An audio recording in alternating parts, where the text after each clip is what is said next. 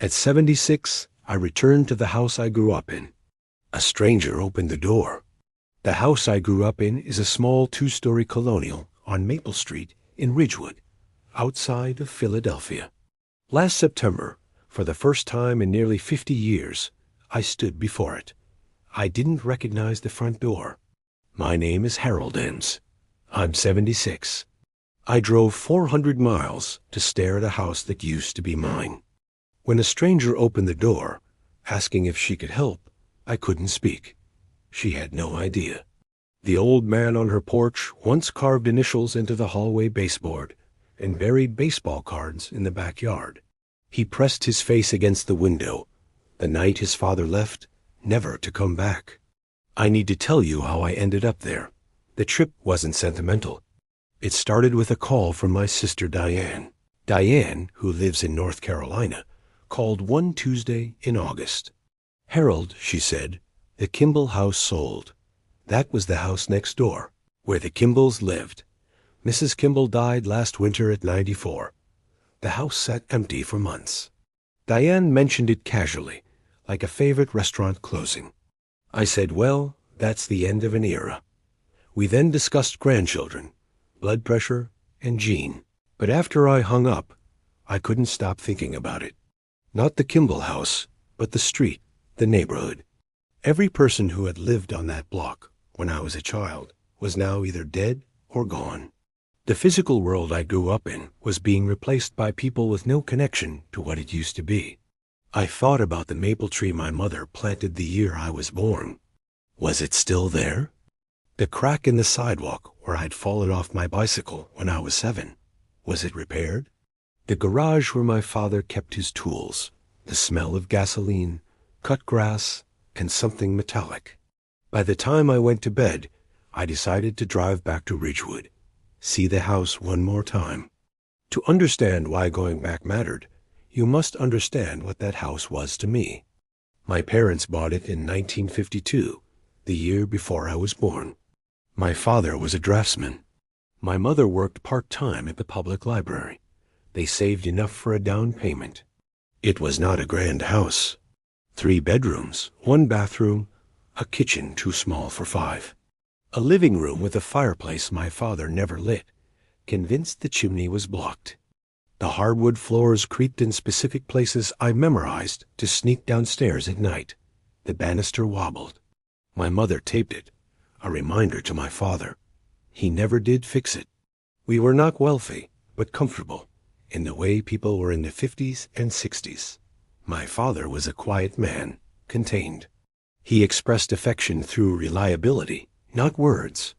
He came home at the same time, mowed the lawn, drove us to church, sang off-key. My mother was the warmth. She read to us, made the kitchen smell like cinnamon. She knew by your face if you had a good or bad day. Her hand on your neck was enough. I was the middle child, Jean older, Diane younger.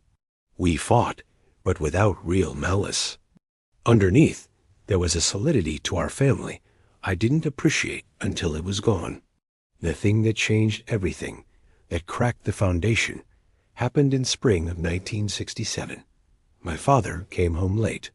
He sat at the kitchen table and told my mother he was leaving. I wasn't supposed to hear it. I was upstairs, but the heating vents carried every word. He said he'd met someone. He was sorry. He'd take care of us financially.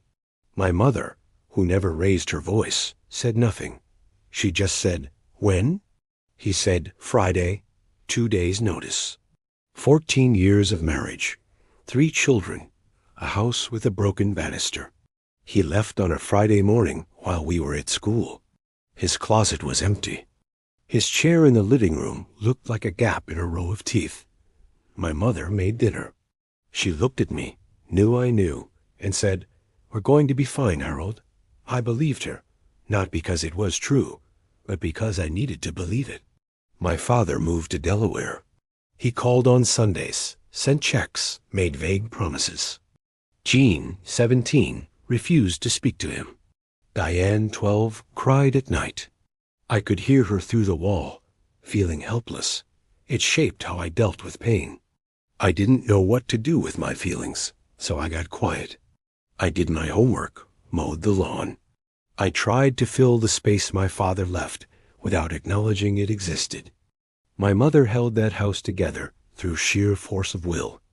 She took a full-time job. She managed bills, kept routines going. Dinners, card games, church. It compensated. We survived, more than survived. Jean went to Navy. I got a scholarship to Penn State. Diane finished high school, went to nursing school. We all left, one by one. My mother stayed in that house alone for 23 years, until she died in 1990. After she died, we sold the house. There was no discussion about keeping it. None of us could afford to maintain it. The house without my mother was just a building. We cleaned it out over a long weekend, an emotionally exhausting experience. We sold it to a young couple expecting their first child. The woman put her hand on her belly. I thought, this house will hold another family now. I didn't know if that made me feel better or worse. For the next 33 years, I didn't go back. Not once. I drove through New Jersey occasionally for work or to visit friends, but I never took the exit for Ridgewood, never drove down Maple Street, never even looked at the house on Google Maps, which my son told me I could do, and which I refused to do because I didn't want to see it from a satellite. I wanted to either see it in person or not at all. And for a long time, not at all felt like the right choice, because I had built a life that I was proud of, a career in civil engineering, a marriage that lasted 41 years until Barbara passed in 2019, a son who grew up to be a good man with a family of his own. And I didn't see the point in looking backward when there was still so much in front of me. But after Barbara died, something shifted. Grief does that. It doesn't just take the person you've lost. It rearranges everything else, like someone has picked up the room of your life and shaken it. And when the pieces settle, they're in different places. I found myself thinking about the past more than I ever had, not with sadness exactly, but with a kind of hunger, as if the memories were food, and I hadn't eaten in a long time. I thought about my mother constantly. I thought about the sound of her voice reading to me at night, about the way the kitchen smelled when she was baking, about her hand on the back of my neck. And I thought about the house, because the house was where all of those memories lived. And without Barbara to anchor me in the present, the past had started pulling at me with a force I couldn't resist. So when Diane called about the Kimball house, it was like someone had given me permission to do something I'd been wanting to do for years without admitting it. I told my son I was taking a drive. He asked where, and I said home. And he looked at me with this expression that was half concern and half understanding. And he said, "Do you want company?" And I said no, because this was something I needed to do alone, the same way you need to be alone when you visit a grave. I drove down on a Saturday morning in early September. The drive took about 6 hours from where I live now, which is outside of Albany, and I spent most of it in silence. No radio, no podcasts, just the sound of the road and my own thoughts. I got off the highway and onto the local roads, and I started recognizing things.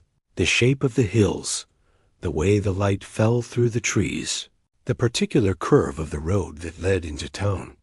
And then I was on Maple Street, and my heart was doing something it hadn't done in years, beating hard and fast, the way it used to beat when I was young, and something important was about to happen.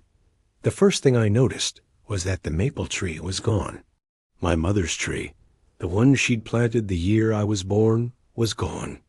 In its place was a small ornamental something, a dogwood maybe, pretty enough, but not the same, not even close. The second thing I noticed was that the house had been painted. It used to be white with dark green shutters, and now it was a pale gray with black shutters, which looked fine, looked modern, looked like something from a magazine, but it wasn't my house. The porch had been rebuilt. The old wooden railing that I used to sit on was gone, replaced by something made of composite material that would probably last forever and meant nothing to anyone. I parked across the street, and I sat in my car for a long time. I don't know how long. 10 minutes, maybe 20. I was trying to reconcile what I was seeing with what I remembered, and the gap between the two was so wide that it felt almost physical, like vertigo. The house was there, but it wasn't there. The shape was the same, the roofline, the placement of the windows, the way it sat on the lot, but everything that had made it mine had been stripped away and replaced, and I understood, sitting in that car, that this is what time does. It doesn't destroy things. It replaces them, piece by piece, until the original is gone, and only the outline remains. I almost drove away. I almost started the car, and went back to Albany, and told myself that seeing it was enough, that I didn't need to get any closer. But something made me open the door, and walk across the street, and up the path to the front porch, which was where I had sat with my mother on summer evenings eating popsicles, where I had kissed a girl named Linda Ferris when I was 16, and she tasted like strawberry lip gloss, where my father had stood with his suitcase on that Friday morning in 1967 and walked away from everything he'd built. I stood on that porch, and I rang the doorbell, which was new, a little glowing circle that made a sound my house had never made, and I waited. The woman who opened the door was in her early 40s, dark hair pulled back, wearing a sweatshirt and jeans, and she looked at me the way you look at any stranger who shows up unannounced on a Saturday morning. With polite caution, she said, "Can I help you?" And I said, "I'm sorry to bother you. I used to live here. I grew up in this house." And her face changed immediately, softened, the way people's faces do when they understand that the person in front of them is not a threat, but a pilgrim. She said, "Oh my God, really? When?" And I said, 1953 to 1971. And she put her hand over her mouth and said, "That's incredible. Do you want to come in?" Her name was Sarah. She and her husband, David, had bought the house in 2011. They had 2 children, a boy and a girl, and the boy was about the same age I'd been when my father left, which was a detail I noticed and kept to myself. She led me through the front door and into the living room, and I stopped in the doorway because the room was completely different and exactly the same. The walls were a different color. The furniture was different. The fireplace had been opened up, and there were signs that someone actually used it. A stack of logs, a screen, hash marks on the brick. But the proportions of the room were the same. The height of the ceiling, the width of the windows, the way the light came in from the south side in the morning and made a rectangle on the floor that moved slowly across the room as the day went on. I knew that rectangle. I had watched it move 1,000 times as a child, lying on the floor doing homework or reading comic books, and seeing it again, seeing that the light still did the same thing it had always done, was the moment I felt the full weight of what I'd come here to feel. Sarah was gracious in a way that I will never forget. She let me walk through every room. She didn't rush me. She didn't hover. She seemed to understand, instinctively, that what I was doing was not casual, that I was not a curious former resident making small talk. I was a man trying to find something that might not exist anymore, and she gave me the space to look for it. The kitchen had been completely renovated, new cabinets, new countertops, an island in the center where the table used to be. The bathroom upstairs had been expanded into what used to be a linen closet. The bedrooms had been repainted and recarpeted and filled with other people's lives, other children's drawings on the walls, other families' photographs on the dressers. But then I went into the upstairs hallway, and I stopped, because the baseboard was still there. The original baseboard, dark wood, slightly scuffed, and I knelt down, which is not easy at 76, and I ran my fingers along it until I found what I was looking for. My initials, H.A. carved with a pocket knife when I was 11 years old, shallow enough that my mother never,